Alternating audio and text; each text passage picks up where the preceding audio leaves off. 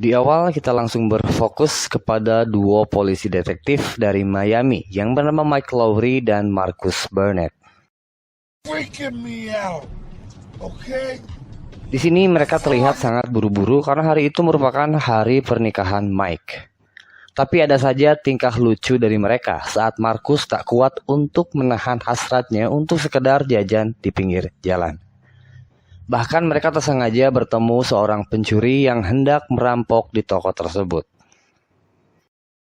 But I gotta go and have to shoot him, Mike. Hari pernikahan Mike berjalan dengan hikmat, di mana Marcus berkesempatan untuk memberikan sepatah dua patah kata. Selanjutnya, Marcus larut dalam kegembiraan sampai-sampai dirinya terjatuh hingga tak sadarkan diri. Dan seketika Marcus tersadar telah berada di dalam alam bawah sadarnya.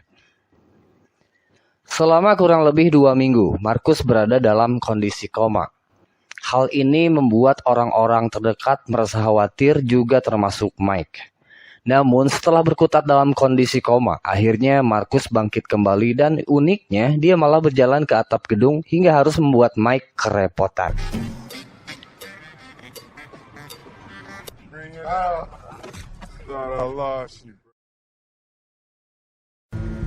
Masalah serius mulai tercium saat almarhum Kapten Mike dan Marcus, yaitu Kapten Howard, terindikasi telah melakukan penggelapan dana di kepolisian Miami, di mana Departemen Kehakiman menyatakan bahwa Kapten Howard telah mengarahkan agar para polisi korup di Miami bekerja sama dengan kartel narkoba. Jelas hal itu langsung mendapat tentangan dari Mike dan Marcus karena mereka tahu betul bagaimana sang kapten bekerja. Namun bukti yang didapat kehakiman tak selaras dengan kesaksian mereka berdua. Lantas mengapa hal ini bisa terjadi? Ternyata di balik itu, kartel narkoba yang didalangi oleh James McGrath secara brutal telah memaksa seorang banker yang bekerja sama dengan mereka untuk mentransfer dana ke rekening pribadi Howard, yang secara jelas menunjukkan letak kesalahan Howard. Padahal hal ini merupakan skenario yang dibuat oleh McGrath sekaligus menjadi sebuah fitnah.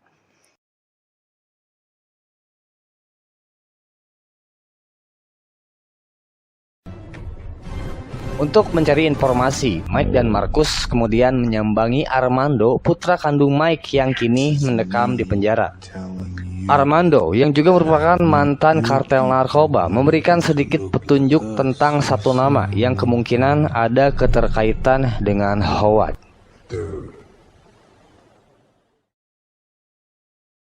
Di hari berbeda, duet detektif ini cabut menuju sebuah studio galeri sesuai instruksi dari video terakhir kiriman Kapten Howard. Si pria berkacamata ini membeberkan fakta baru bahwa jauh sebelum Howard meninggal, beliau tengah menyelidiki sebuah kasus. Namun sebelum berbicara lebih banyak, tiba-tiba pria itu tertembak sehingga baku tembak pun tak terhindarkan. Meskipun McGrath dan kawan-kawan mampu lolos dari aksi hebat Mike dan Marcus, beruntung mereka berhasil mengamankan petunjuk lanjutan mengenai Howard tentang beberapa pejabat kepolisian yang kemungkinan menjadi pengkhianat. Untuk itulah dalam pesan terakhirnya, Kapten Howard meminta agar Mike dan Marcus menyelesaikan penyelidikan tersebut. Di sisi lain, Armando kini tengah menjadi sasaran para kartel karena ia mengetahui tentang keterlibatan McGrath di balik kematian Howard. Sehingga mau tak mau, Mike harus memohon kepada atasan sekaligus rekannya, yaitu Rita dan calon wali kota yakni Mr. Adam, untuk memindahkan Armando ke tempat yang lebih aman. Nyatanya, hal itu malah menjadi sebuah petaka. Karena entah bagaimana, McGrath mengetahui tentang rencana Mike dan langsung melakukan aksi untuk melenyapkan Mike, Marcus, dan Armando di pesawat itu juga. Beruntung mereka bertiga masih lolos dari jurang kematian.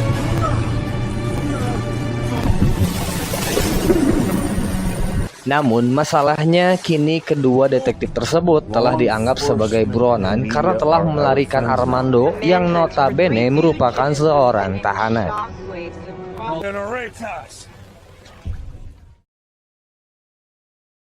Kemudian mereka mendatangi kediaman Don, di mana Don memiliki berkas kartel narkoba yang nantinya akan diverifikasi oleh Armando.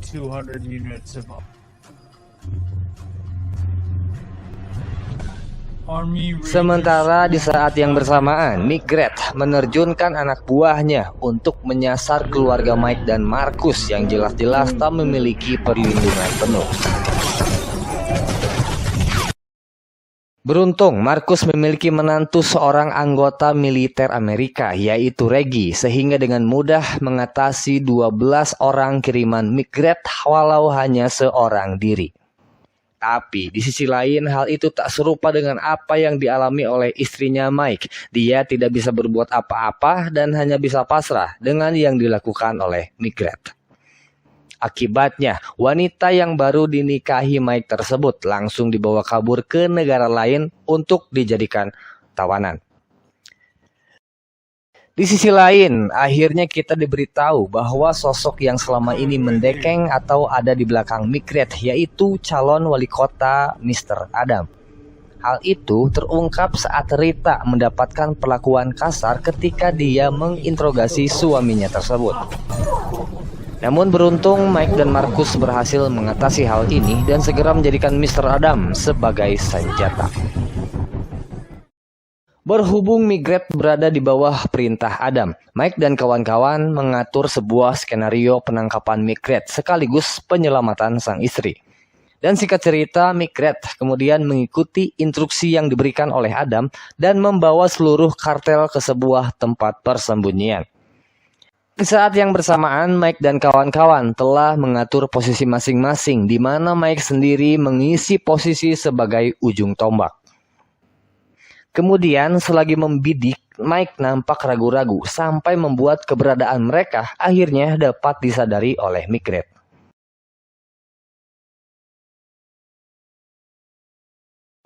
Dengan begitu kondisi pecah seketika. Kedua kubu saling melayangkan tembakan di mana Migret sendiri memilih posisi bertahan. Mike dan Marcus maju perlahan-lahan dan berhasil melumpuhkan garda terdepan lawan. Menghadapi posisi bertahan, Don mengirim peralatan canggih yang mampu membuat markas lawan kucar-kacir. Di mana hal itu otomatis membuat trio Mike, Marcus, dan Armando mendapatkan momentum untuk menembus masuk.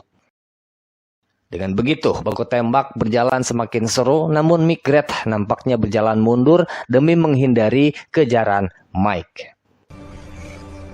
Di sini perhatian kita terpecah menjadi 3 bagian. Marcus dan Mike berfokus di titik sentral. Armando berupaya menyelamatkan Haley, putra dari Howard, sementara Rita mengejar Adam yang berusaha untuk kabur. Kita mulai dengan Adam yang kala itu sedikit lengah dari perhatian, sehingga membuatnya leluasa untuk kabur dengan menyandra pilot pesawat. Akan tetapi Rita tak tinggal diam begitu saja sampai akhirnya. Tak sampai di situ, Rita memastikan kematian Adam dengan menendangnya ke hadapan buaya.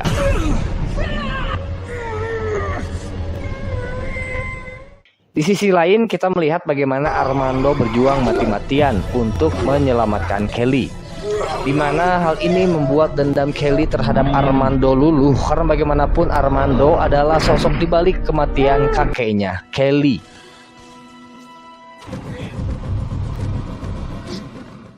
Sementara Migret berkali-kali mampu menyulitkan Mike dan Marcus sampai akhirnya kini hanya menyisakan mereka berempat.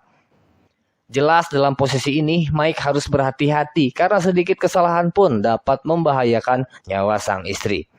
Apalagi di situ Mike cukup terhalangi dengan keberadaan Marcus. Namun Mike malah menjadikan hal itu sebagai sebuah keuntungan.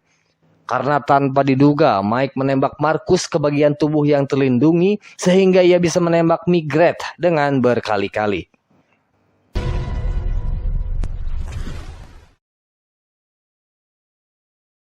Ketegangan tak berhenti di situ saja. Armando kembali mendapatkan tekanan, kali ini dari Judy, putri almarhum Howard. Untuknya, Judy dapat berpikir jernih dan ia merelakan Armando untuk kabur sebelum diringkus polisi. Terakhir, setelah semua jerih payah dan kasus berakhir, kedua keluarga Mike dan Marcus memilih untuk sekedar berpesta bersama. Momen sedikit adu mulut terjadi lantaran Mike dan Marcus berebut pemanggang daging. Reggie, menantu Marcus, tiba-tiba menyela dan ia malah diusir mentah-mentah oleh mereka berdua. Namun mereka sadar bahwa kini Reggie tak bisa dipandang sebelah mata setelah mereka ingat tentang bagaimana Reggie menghabisi pasukan Migret. Sehingga dengan sedikit takut dan rasa hormat, Marcus dan Mike secara sukarela membiarkan Reggie merebut panggangan mereka. Film berakhir cukup sekian dan terima kasih.